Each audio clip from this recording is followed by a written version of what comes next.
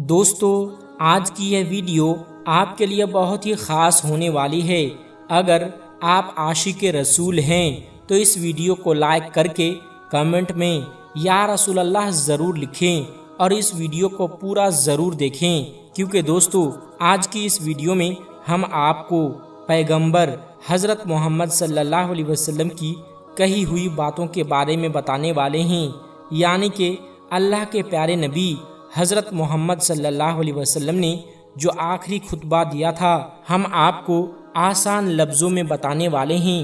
اس لیے دوستو یہ ویڈیو آپ کے لیے بہت ہی زیادہ خاص ہے۔ آپ سے دل سے گزارش ہے کہ آپ اسے آخر تک ضرور دیکھیں، اور اگر آپ کو حضرت محمد مصطفیٰ صلی اللہ علیہ وسلم کی باتیں پسند آئے تو کمنٹ باکس میں یا رسول اللہ صلی اللہ علیہ وسلم لکھ کر اپنے دوستوں میں اس ویڈیو کو ضرور شیئر کریں۔ دوستو میدان عرفات میں 9 ذی الحجہ 10 ہجری کو اللہ کے پیغمبر حضرت محمد صلی اللہ علیہ وسلم نے اپنا آخری خطبہ دیا تھا۔ یہ خطبہ اپنے آپ میں ایک عظیم مثال ہے۔ یہ ایسا بیان ہے جو انسانیت، برابری اور انصاف سے بھرپور ہے۔ اس لیے میری تمام مسلمانوں اور غیر مسلم بھائیوں سے گزارش ہے کہ اس ویڈیو کو آخر تک ضرور دیکھیں۔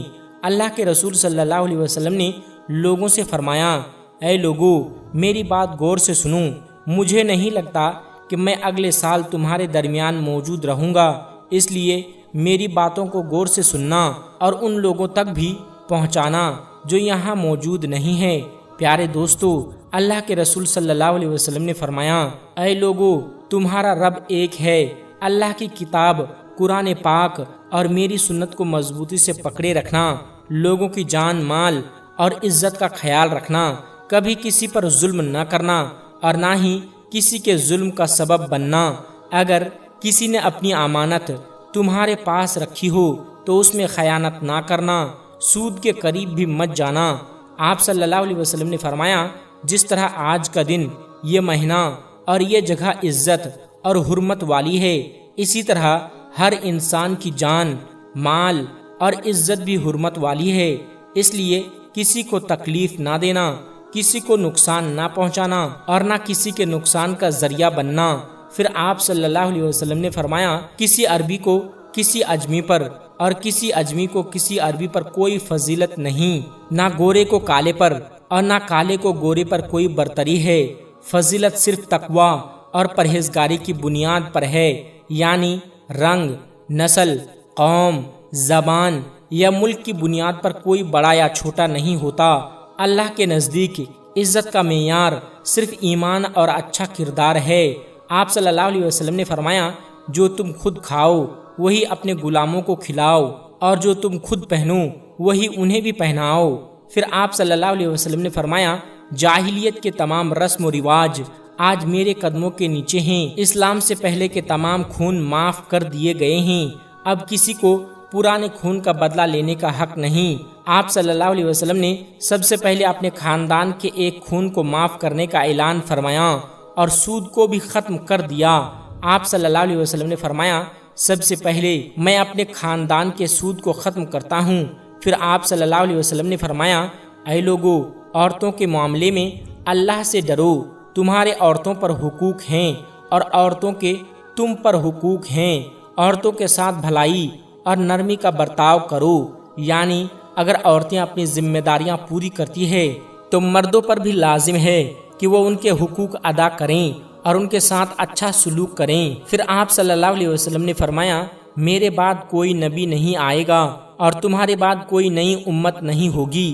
اپنے رب کی عبادت کرنا، 5 وقت نماز پڑھنا، رمضان کے روزے رکھنا، زکوٰۃ ادا کرنا، حج ادا کرنا اور اپنے حکمرانوں کی جائز باتوں پر اطاعت کرنا۔ اگر تم ایسا کرو گے تو جنت میں داخل ہو جاؤ گے۔ اس کے بعد آپ صلی اللہ علیہ وسلم نے لوگوں سے پوچھا، کیا میں نے اللہ کا پیغام تم تک پہنچا دیا؟ لوگوں کے بڑے مجمع نے جواب دیا، جی ہاں یا رسول اللہ صلی اللہ علیہ وسلم، آپ نے اللہ کا پیغام ہم تک پہنچا دیا۔ یہ سن کر اللہ کے رسول صلی اللہ علیہ وسلم نے 3 مرتبہ فرمایا، اے اللہ تو گواہ رہنا۔ اس کے بعد قرآن پاک کی آیت نازل ہوئی، آج میں نے تمہارے لیے تمہارا دین مکمل کر دیا اور اپنی نعمت تم پر پوری کر دی۔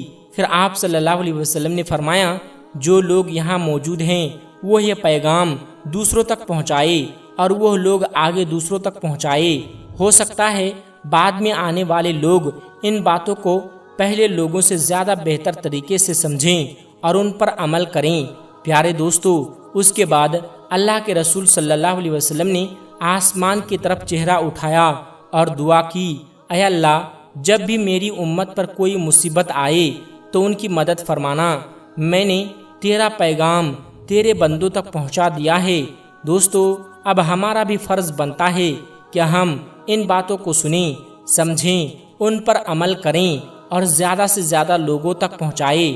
اس کے علاوہ اللہ کے رسول صلی اللہ علیہ وسلم نے یہ بھی فرمایا، مزدور کو اس کا پسینہ خشک ہونے سے پہلے اس کی مزدوری ادا کر دو، اور فرمایا مزدور پر اس کی طاقت سے زیادہ بوجھ نہ ڈالو اور اس کے کام میں اس کی مدد کرو۔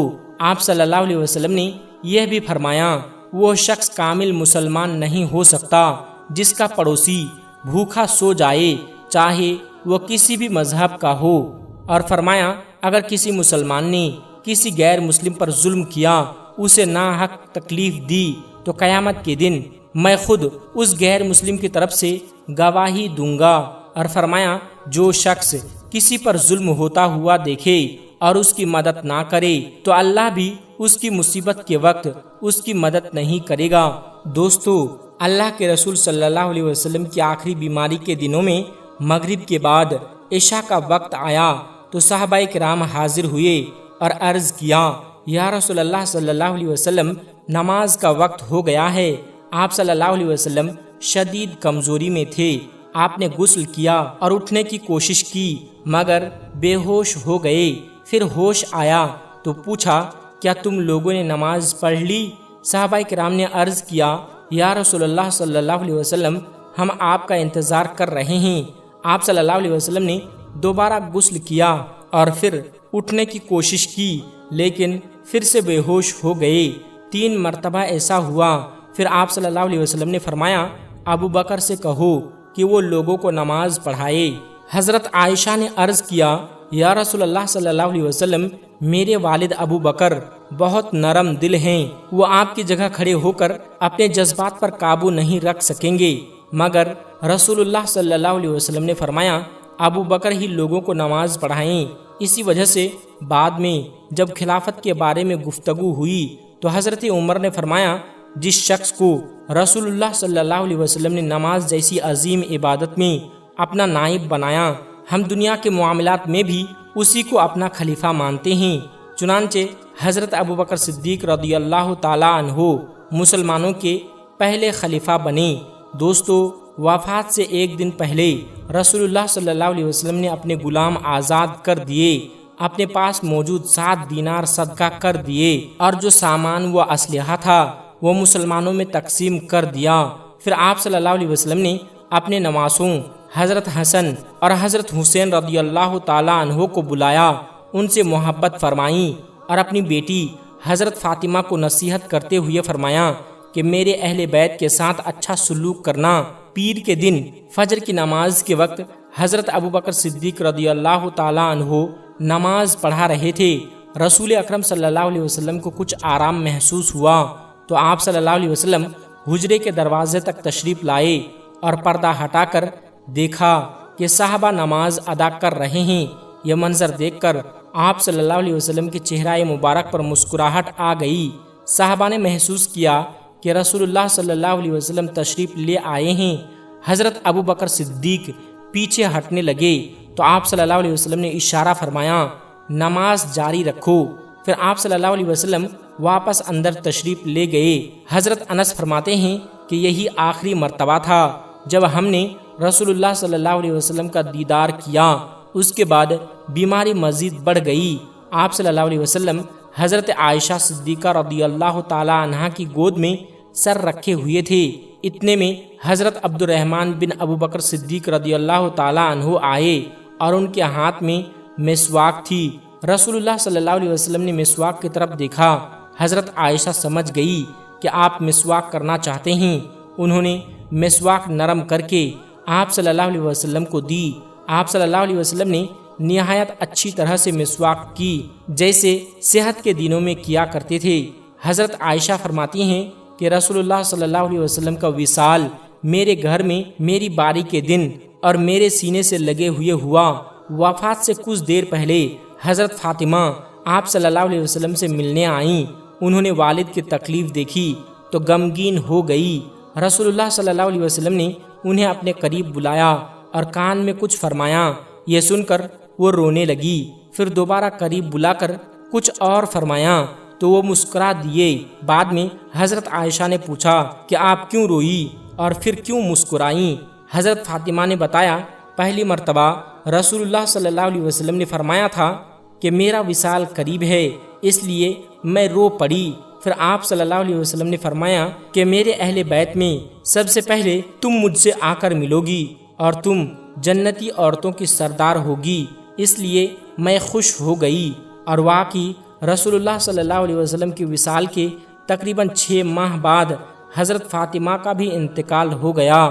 دوستو، آج کی یہ ویڈیو بہت ہی حیران کن ہے۔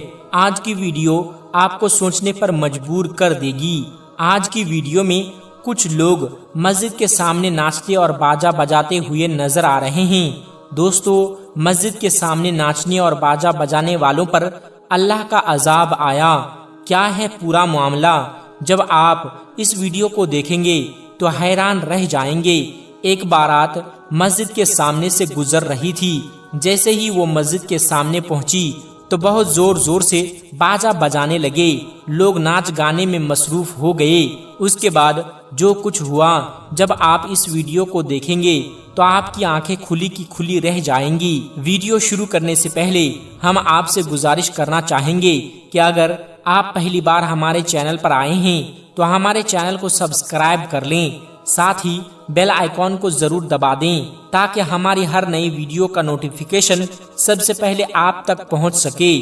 دوستو، آج کے دور میں آپ دیکھتے ہوں گے کہ جہاں جہاں مسجدیں ہیں، جہاں اللہ تعالیٰ کی عبادت کی جاتی ہے اور مسلمان نماز ادا کرتے ہیں، وہاں جب کوئی بارات یا باجا بجانے والے مسجد کے سامنے سے گزرتے ہیں تو اکثر کچھ لوگ جان بوجھ کر اونچی آواز میں باجا بجاتے ہیں اور ناچ گانے میں لگ جاتے ہیں۔ اس طرح وہ اللہ کے گھر یعنی مسجد کی بے ادبی کرنے کی کوشش کرتے ہیں۔ پیارے دوستو، ایک واقعہ ہے جو اس وقت بہت تیزی سے وائرل ہو رہا ہے۔ یہ واقعہ حضرت صابر پاک کلیری رحمت اللہ علیہ کا ہے۔ حضرت صابر پاک کا معمول تھا کہ جب وہ عصر کی نماز ادا کرتے تو نماز کے بعد اپنے مصلی پر بیٹھ جاتے اور اللہ اللہ کا ذکر کرتے رہتے۔ یہ ان کی زندگی کا روزانہ کا معمول تھا۔ ایک دن ایسا ہوا کہ نماز کے بعد جب وہ اللہ کا ذکر کر رہے تھے تو مسجد کے باہر سے بہت تیز باجا بجانے کی آواز آنے لگی۔ جب آواز اتنی زیادہ ہو گئی کہ عبادت میں خلل پڑنے لگا تو انہوں نے اپنے خاص مرید حضرت شمس الدین کو بلایا اور فرمایا، بیٹا شمس الدین، باہر جا کر دیکھو کہ یہ آواز کس چیز کی ہے۔ یہ اللہ کا گھر ہے، عبادت کی جگہ ہے، یہاں باجا بجانے کا کیا مطلب ہے؟ اگر باجا بجانا ہے تو کہیں دور جا کر بجاؤ۔ حضرت صابر پاک کا حکم پا کر حضرت شمس الدین باہر گئے اور ان لوگوں سے کہا، بابا فرما رہے ہیں کہ مسجد سے دور چلے جاؤ اور وہاں جا کر باجا بجاؤ کیونکہ اس سے عبادت میں خلل پڑ رہا ہے۔ لیکن ان لوگوں نے جواب دیا، جاؤ اور بابا سے کہہ دو کہ وہ اپنا کام کرے اور ہمیں ہمارا کام کرنے دیں۔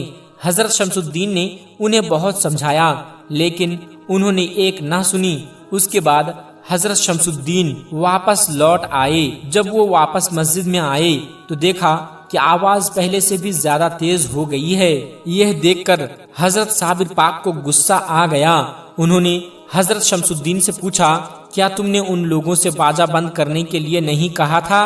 حضرت شمس الدین نے جواب دیا، بابا میں نے کہا تھا، لیکن انہوں نے کہا کہ بابا سے کہہ دو کہ وہ اپنا کام کرے اور ہمیں ہمارا کام کرنے دیں۔